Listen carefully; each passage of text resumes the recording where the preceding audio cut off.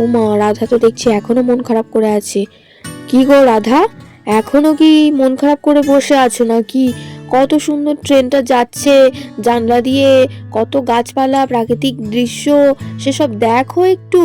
হ্যাঁ, না হলে ট্রেনের মজা কি নিলে? কি গো, এখনো মন খারাপ করে মুখ গোমরা করেই বসে থাকবে নাকি? আর মেয়েটাকে ওইদিকে বসিয়ে রেখেছো, মেয়েটাকে এই জানালার দিকে দাও। সত্যি দিদির কথা না খুব মনে পড়ছে, ভীষণ কষ্ট হচ্ছে। দিদিকে ছাড়া আমি কখনোই এতদিনের জন্য কোথাও যাইনি, সবসময় একসাথে থেকেছি, একসাথে সময় কাটিয়েছি। খুব মনটা খারাপ লাগছে আর মাথাটাও খুব ধরেছে। ও মা, মা গো, আমি জানালার কাছে যাব মা। মা, জানালার কাছে যাবে তো বলছো, কিন্তু তোমাকে নিয়ে তো আমার ভয় একটাই। তুমি এক্ষুনি জানালা দিয়ে দেখতে দেখতে হাত বাড়াবে, নয়তো মুখ বাড়াবে, তখন লেগে যাবে হাতে। বলো, হাত মুখ বাড়াবে না, তাহলে যাও। না না মা, আমি প্রমিস করছি আমি হাত মুখ কিছু জানলার বাইরে বার করব না। তাহলে তো হবে। আমি সত্যি বলছি মা, আমি চুপচাপ গিয়ে জানালার কাছে বসে বসে এই সব কিছু দেখবো। জানালা দিয়ে কত সুন্দর কত কিছু দেখা যাচ্ছে। আচ্ছা ঠিক আছে, তাহলে লক্ষ্মী মেয়ের মতো ওইখান দিয়ে বসে বসে দেখবে। আর যদি দুষ্টুমি করো তাহলে কিন্তু আমি আবার এইদিকে বসিয়ে দেবো। না না মা, সত্যি সত্যি আমি প্রমিস করছি হাত বেরই করব না।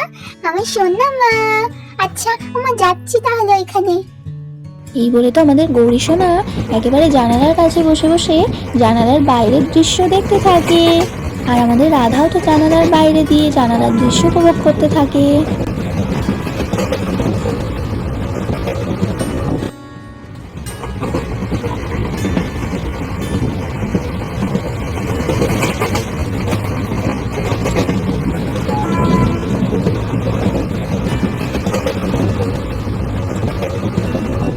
কি গো, হাঁ করে যে বসে আছো, তা এরকম ভাবে কি বসেই থাকবে, না এই বড় বড় ব্যাগগুলো, এই ট্রলিটা তুলে দেওয়ার ব্যবস্থা করবে? এটা এইভাবে এখানে থাকলে তো পা সরানো নাড়ানো হচ্ছে না। তুমি বরং উপরে তুলে দাও ট্রলিটা। ও হ্যাঁ, দেখেছো, আমার তো একদম খেয়াল নেই। আমি তো সেই থেকে বসেই আছি। ট্রলিটার জন্য তো পা ওঠা নামানো খুব অসুবিধে হচ্ছে। ট্রলিটা বরং উপরে তুলে দিই, তারপরে রাতে যখন ঘুমাবো তখন আবার নামিয়ে দেবো, কি বলো? যখন রাত হয়ে যাবে তুমি উপরে তো উঠতে পারবে না। উপরে ওই সামনের ওই সিঁড়িগুলো দিয়ে উঠতে হবে। উপরে বরং আমি শোবো আর তুমি এই নিচের সিটেই শুয়ে পড়বে। আর গৌরীকেও তোমার কাছেই নিয়ে নেবে ওই দিকটায়। সেই ঠিক আছে, আমি না হয় নিচে দিয়ে শুয়ে পড়বো, তুমি তাড়াতাড়ি আগে ট্রলিটা তোলার ব্যবস্থা করো। হ্যাঁ দিদি। এই বলে তো আমাদের অংশু ট্রলিটা উপরের সিটে তুলতে থাকে। উফ, বাপ রে বাপ, ট্রলিটা কি ভারী হয়েছে, চাগানো মুশকিল হয়ে পড়ছে। ওহ, উফ বাবা, যাক, ট্রলিটা রাখা হলো। এবার আরো কি ব্যাগ রাখবে দেখি, রাধার কাছ থেকে ব্যাগগুলোও নিয়ে নি, এখন এখানেই রেখে দিই। কি গো রাধা, আর কি রাখবে সেগুলো দাও, রেখে দিই। রাধা বলল গৌরীর ব্যাগটাও তুলে দিতে, গৌরীর ব্যাগটাও এই পাশে এইখানটায় রেখে দিই। বাবা, ও গৌরীরও আবার একটা ব্যাগ, ভাবা যায়, তিনজনের তিনখানা ব্যাগ হয়েছে। থাক, এগুলো বরং এইখানে, আবার যখন ঘুমাবো তখন নামিয়ে দেব। যাই, আমি এখন সিটে বসে পড়ি। ওমা, কি হলো গো রাধা, মুখটা অমন করে আছো কেন? শরীর খারাপ লাগছে নাকি? এই তো জার্নি শুরু, এখন দেখো এখনো গোটা দিন বাকি, আবার কালকে। সে তো বুঝতেই পারছি, কিন্তু দেখো না, মাথাটা খুব ধরেছে, এত যন্ত্রণা করছে না, একটু শুতে পারলে ভালো হতো। আচ্ছা আমি কি একটু শোবো? তুমি গৌরীকে একটু দেখো তাহলে। হ্যাঁ শুয়ে পড়ো, আমি তো গৌরীর কাছেই বসে আছি, ও কিছু করবে না, তুমি ওসব টেনশন নিও না। একটা টানা ঘুম দিয়ে দাও, দেখো মাথা যন্ত্রণা এক্ষুনি সেরে যাবে। কি রে মা, ট্রেনের জানালার ধারে বসে বসে খুব তো বাইরের সবকিছু দেখছিস, তা ভালো লাগছে তো? হ্যাঁ, মা কেমন পড়ে পড়ে ঘুমাচ্ছে দেখ, তুই আর আমি আসল মজাটা নিচ্ছি। কত গাছ! হ্যাঁ, ওই দেখ কত গাছ, দেখ ভালো করে দেখ, সবকিছু কত কি পেরিয়ে যাব দেখ। কি মজা!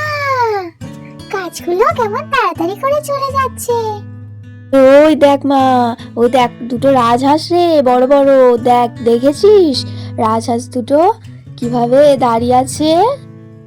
হ্যাঁ গো বাবা, তাই তো, দুটো। আমি তো এর আগে রাজহাঁস দেখিনি। দুটো রাজহাঁস, কি মজা, রাজহাঁস দেখেছি আমি। হ্যাঁ, দেখে নে ভালো করে, কত কি দেখতে পাবি দেখ। তোর মা তো সব কিছুই দেখতে পাচ্ছে না, সমস্ত কিছু মিস করছে। আসার আগে এত কেঁদেছে যে মাথা যন্ত্রণায় ভুগছে। যাক, ঘুমাক, কি আর করবে। এই রাজহাঁসটা, তোরা কি করছিস? আমরা ট্রেনে করে চলে যাচ্ছি। Tata tata. মারে, আমারও খুব ঘুম পাচ্ছে বুঝলি। কোন সকালে উঠেছি, অনেকক্ষণ তো হয়ে গেল। এবার না ঘুম ঘুম পাচ্ছে, কিন্তু তুই তো আবার আছিস। কি করি বলতো, একটু ঘুমাবো? তুই না তাহলে একদম জানালা দিয়ে হাত বাড়াবি না, না হলে তোর মা আবার আমাকে খুব বকা দেবে। ওদিকে আমাদের অংশু তো আঁখিকে একদম সাবধান করে দিয়ে ঘুমিয়ে পড়লো। এদিকে রাধাও ঘুমাচ্ছে, আর ওদিকে গৌরী একা একা বসে জানালার বাইরের দৃশ্য উপভোগ করছে।